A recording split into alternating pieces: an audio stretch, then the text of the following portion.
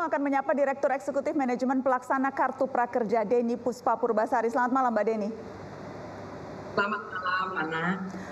Mbak Deni, yang jelas ini sudah ada keputusan untuk ditunda, tapi apakah sudah ada target ditunda sampai kapan? Karena tadi misalnya saya berbincang dengan Mario yang masih berharap bisa ikut menjadi peserta, Mbak Deni. Begini, untuk gelombang keempat pendaftaran, jadi arahan dari komite adalah menunggu sampai dengan peraturan presiden tentang kartu prakerja itu keluar. Jadi kita tunggu saja. Oke, jadi belum ada target tertentu, masih menunggu perpresnya keluar, begitu ya, Mbak? Betul.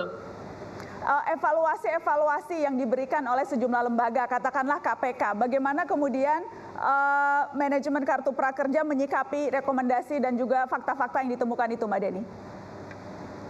Jadi seperti ditegaskan oleh Pak Pahala bahwa ini adalah rekomendasi. Jadi di sini kami juga bekerja bersama mengikuti arahan dari Komite Cipta Kerja yang menyusun kebijakan apa yang harus dilakukan terhadap rekomendasi tersebut. Jadi satu demi satu kita telaah dan kemudian apa yang bisa diperbaiki kita perbaiki. Kalau evaluasi yang dilakukan sendiri, Mbak Deni, misalnya tadi ada catatan dari Bang Faisal Basri soal pelatihan yang sebagian besar bisa didapatkan secara gratis. Apa tanggapan Anda soal itu, Mbak? Jadi begini, tentang pelatihan yang bisa didapat secara gratis, saya pikir kita harus mendefinisikan dengan jelas.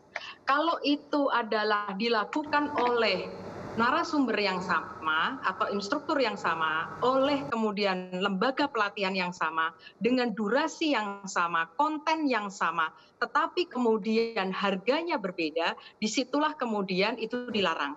Tetapi sejauh yang kami lakukan pengecekan oleh manajemen pelaksana, dari 3.700 jenis pelatihan yang ada, itu tidak ada yang persis sama seperti itu. Apakah kemudian salah satu catatan yang lain, Mbak Deni, apakah kemudian misalnya peserta yang terdaftar, peserta yang akhirnya berhasil untuk menjadi menerima benefit ini, itu semuanya betul-betul tepat sasaran?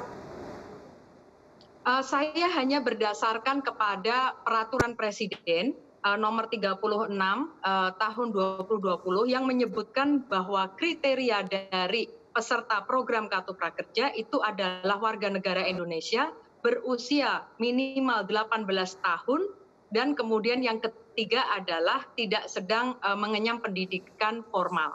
Yang itu dalam pasal selanjutnya disebutkan bisa saja adalah pencari kerja, kedua adalah korban PHK, dan ketiga adalah pekerja yang ingin meningkatkan kompetensinya. Nah, kemudian kami juga telah melakukan survei yang dilakukan oleh TNP 2K, itu kemudian hasilnya menunjukkan 80,8% dari penerima kartu prakerja sekarang ini yang sudah diberikan di gelombang 1 sampai 3, mereka tidak bekerja, baik itu dirumahkan, korban PHK maupun pengangguran. Jadi kalau melihat dari statistik ini, dan ini adalah penerima kartu prakerja, bukan persepsi. Nah, itu berarti kami merasa bahwa prioritas kepada mereka yang tidak bekerja itu sudah dilakukan, sudah tepat. Saya ingin berbincang dengan salah seorang peserta kartu prakerja gelombang kedua, ada Yosua Yansen. Selamat malam, Yosua. Selamat malam, Mbak. Yosua, saya ingin tahu, jadi ketika terdaftar itu sebelumnya sudah bekerja, korban PHK atau seperti apa? Korban dirumahkan. Korban dirumahkan. PHK. Oke. Iya. Sudah menyelesaikan berapa program? Saya sudah menyelesaikan 4 program. Jadi uang insentif yang 1 juta itu untuk pelatihan sudah dipakai semua? Sudah sisa 278.000. Oke. Insentifnya sudah ada yang turun? Belum selesai. Sampai saat ini belum. Belum selesai kan? Sama sekali belum ada atau sudah sempat terima? Belum sama sekali. Oke, saya ingin tanya, Mbak Deni, seharusnya insentif itu didapatkan kapan, Mbak?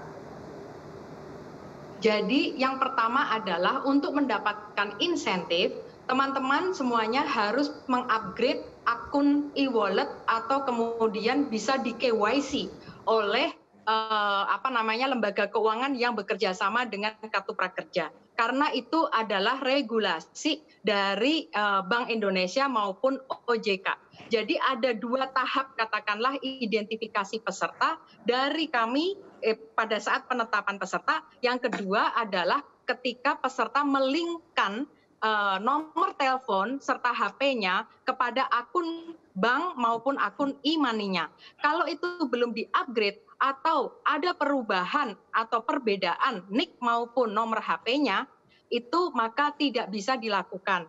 Nah, kami baru saja belum ada 3 minggu kalau tidak salah, sudah kemudian menyelesaikan pekerjaan rumah, yaitu bagi yang itu ada perubahan, maka itu bisa kemudian dirilingkan.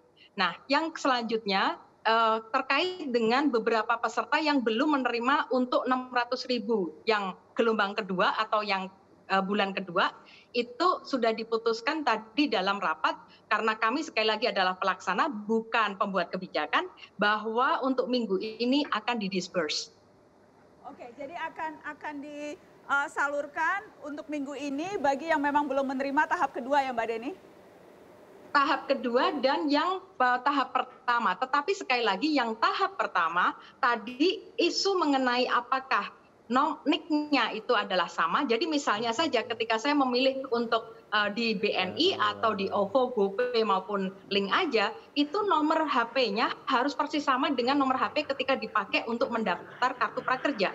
Bukan berbeda. Yang kedua, NIK-nya juga harus sama persis. Tidak bisa NIK yang lain. Yang ketiga adalah nomor akun dari GoPay maupun BNI dia juga harus persis. Oke, baik. Saya ingin ke Bang Fadlizon. Apa catatan Anda soal kartu prakerja ini? Ya, menurut saya jelas ini satu program yang merupakan pemborosan, tidak relevan, tidak tepat sasaran, dan seharusnya dihentikan, gitu ya.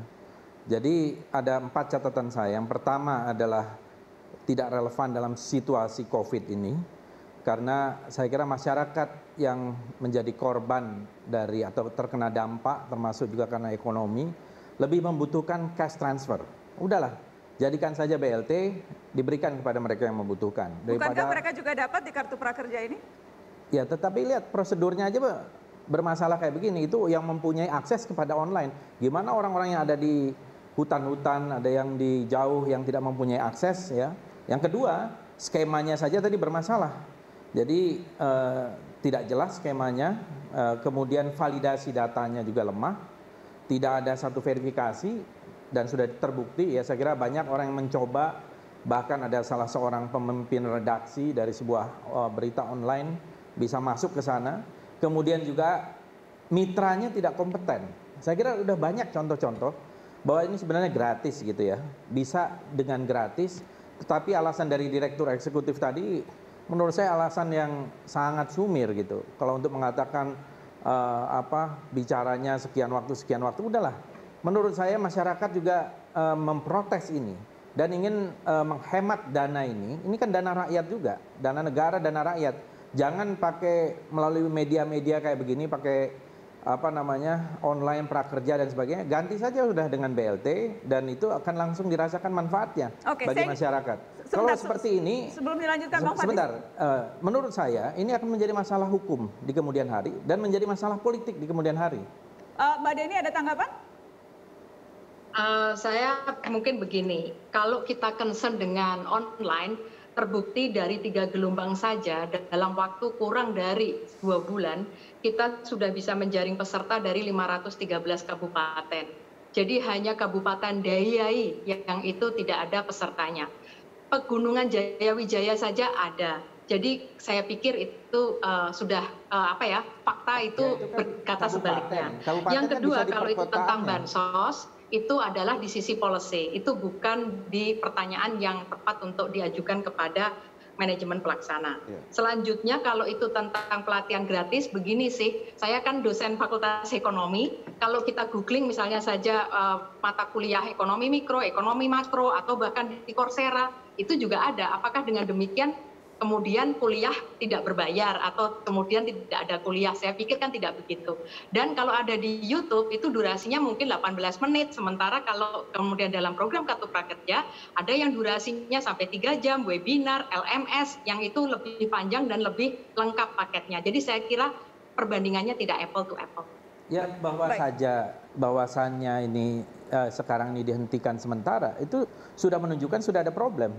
Dan kemudian ada KPK juga memberikan catatan-catatan dan pernyataan, itu juga merupakan satu problem. Belum lagi pendapat masyarakat yang umum, yang saya kira mungkin banyak laporannya juga di Ombudsman, itu menjadikan masalah. Jadi harus dievaluasi total menurut saya. Kita akan lanjutkan setelah pariwara, Bang Fadli. Dan saya juga akan minta, karena ada pertanyaan yang tadi spesifik, memang bukan untuk pelaksana, tapi untuk pengambil kebijakan. Dalam hal ini ada perwakilan istana di samping saya. Setelah pariwara kita akan jawab. Tetap di sini.